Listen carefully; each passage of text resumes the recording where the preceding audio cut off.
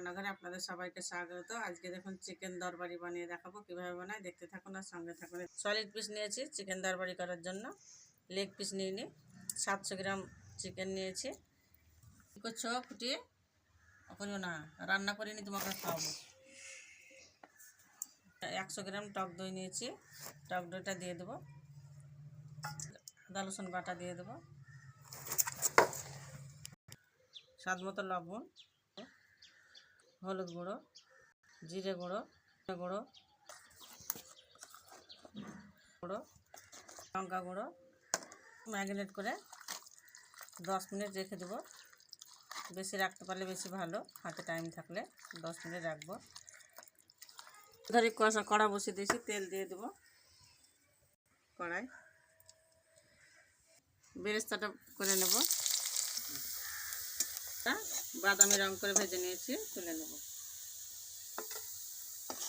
তারপর তেল দিয়ে দেবো। এলাচ, লং আর দারচিনি নিয়েছি, দুটো ঝাল পাতা নিয়েছি। তার জন্য একটু চিনি দিয়ে দেবো তেলে। চিনি দিলে রংটা চিকেনটা দিয়ে দেবো।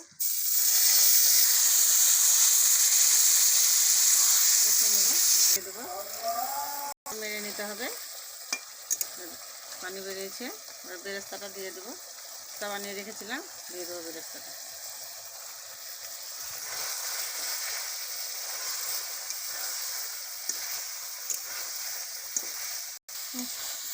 কষে নেবো এইভাবে ভালোভাবে। ভালোভাবে কষে নিয়েছি, অল্প একটু পানি দিয়ে দেবো।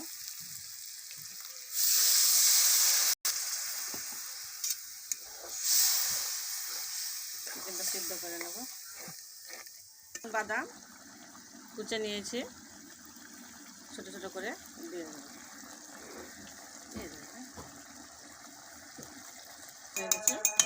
ঢাকা দিয়ে রেস্টে রেখে দেবো। ঢাকা দিয়ে 10 মিনিট রেখে দেবো। খেললাম, দেখে নেবো এটা কত সুন্দর হয়েছে, ফুটছে ফুটফুট করে। চামচ ঘি নিয়েছি, দিয়ে দেবো ঘিটা, স্বাদটা বেড়ে যাবে। 1 চামচ গরম মশলা গুঁড়ো নিয়েছি, দিয়ে দেবো। নেব, সুন্দর হয়েছে দেখুন চিকেন দরবারিটা। এই দেখুন কত সুন্দর হয়েছে। এইভাবে বাড়িতে একবার হলে বানিয়ে খাবেন, দেখবেন দারুণ হবে বন্ধুরা, খেতে দারুণ স্বাদ। চিকেন বারবার খেতে ইচ্ছে করবে। কেমন লাগলো বন্ধুরা চিকেন দরবারিটা? ভালো লেগে থাকলে অবশ্যই লাইক, কমেন্ট, শেয়ার করবেন। আমার সোনামায়ের রান্নাঘর পেতে সাবস্ক্রাইব করবেন, বেশি বেশি করে শেয়ার করবেন আর আমার পাশে থাকবেন।